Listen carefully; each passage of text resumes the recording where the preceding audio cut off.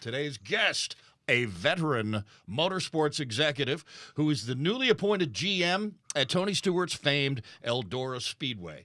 I give you Jerry Gappens. Say hi to Mike Wallace. So we're going to move to Eldora. We're going to finish the segment up talking just about Eldora. So you're there now. And as I mentioned earlier in the show, Rossburg, Ohio, or Eldora, is literally Jeff Kent located between somewhere and nowhere. Has it changed any up in that area? I flew in back for the original Prelude to the Dream. That's the only time I've ever been at Eldora my whole life. And, man, we all got on a bus at an airport. And what a cool story that was, Jerry. I don't know if you remember that race or you remember hearing about it.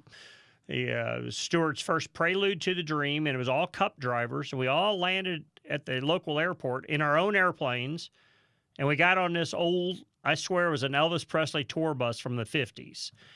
But it was so cool because everybody was just normal. Nobody was trying to be prima donna, nothing. We were all going to Eldora, and everybody was excited to do it. It's kind of a little bit is like that Field of Dreams out in the middle of a cornfield. Literally, it is. Oh, it was. And I mean, it was such a genuinely cool, great feeling because, I mean, it was just everybody who was a star in NASCAR racing, and then a guy like me who's just involved in NASCAR racing.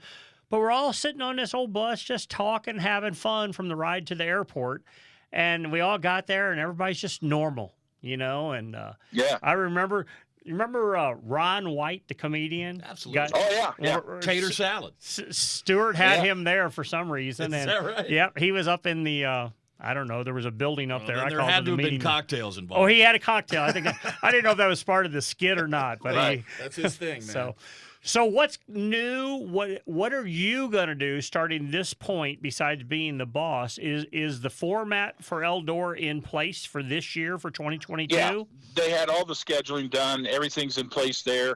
The team's in there. So what I'll try to do is if there's anywhere I can add some of the things, you know, just from a fan experience standpoint, if there's some other entertainment like you're talking about with Ron White, if there's something else I can plug into the event to make it go well. And then just the facility, if there's areas we can, if something needs painted, if a lot needs gravelled or whatever, I just want to try to build on what's part of it. And then it's going to be a learning curve. And then going for 2023, it'll probably have a little bit more of my fingerprints on it. Okay, great. Tell the average fan that's listening right now that doesn't know anything about dirt racing, kind of heard the name Eldora, and they know it's a big deal. But if you're going to come for the Eldora Million for 4 days, what can they expect? Well, they're going to see some really great late model racing. The top drivers in the world will be here for it. But it's more than that. You're going to see what this looks like during that week will be like the old days in NASCAR where there are a bunch of campers. There's a lot of camaraderie among the race fans. They've got a midway where there's vendors, there's food vendors, kind of like a state fair or big county fair. And it's an experience. We even have a whole, cornhole tournament where I talked to him this week about trying to bring in a Ferris wheel, to give it a more of a festive feel to it. I did that up in New Hampshire.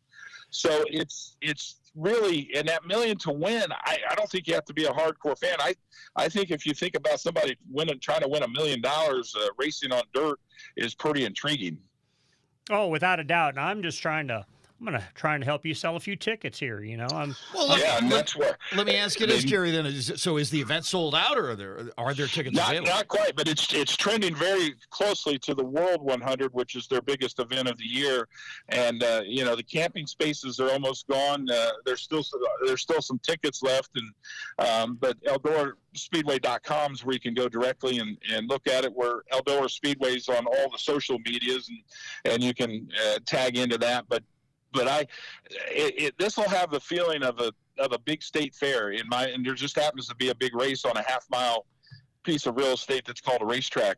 But all the surroundings is more like a state fair, if you will. Jerry, we could probably keep rattling forever about in closing and we really appreciate you taking the time, especially in your new position, probably rushed into doing everything. But Anything you'd like to tell the world about Eldora and what's coming up, how to get a hold of tickets? I think you mentioned earlier, mention it again. You got swag available for these upcoming events or anything? Oh, we do. We got all kinds of vendors that come in for it, and drivers' T-shirts, obviously a lot of Eldora apparel.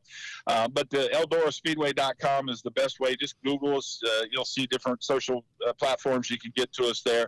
And I would. And the other thing with me, when you're here, look me up. I'll be very visible. I like walking around. I like meet and greeting with fans, and I stopped on my way over today at a convenience store, and I'm driving an Eldora Pace truck, and they stopped and congratulated me on the job, and wanted a picture taken with the truck, not so much with me, but at least with the truck. And so it's I like being around it. I love this sport, and I just feel like Tony's put me behind the steering wheel of a really good contender, solid ride, just like you race drivers look forward to. You want to be in a good piece of equipment, and that's certainly the case here. I'm getting to drive a first-class facility. To hear the entire show, visit speedsport.com or wherever you get your favorite podcast.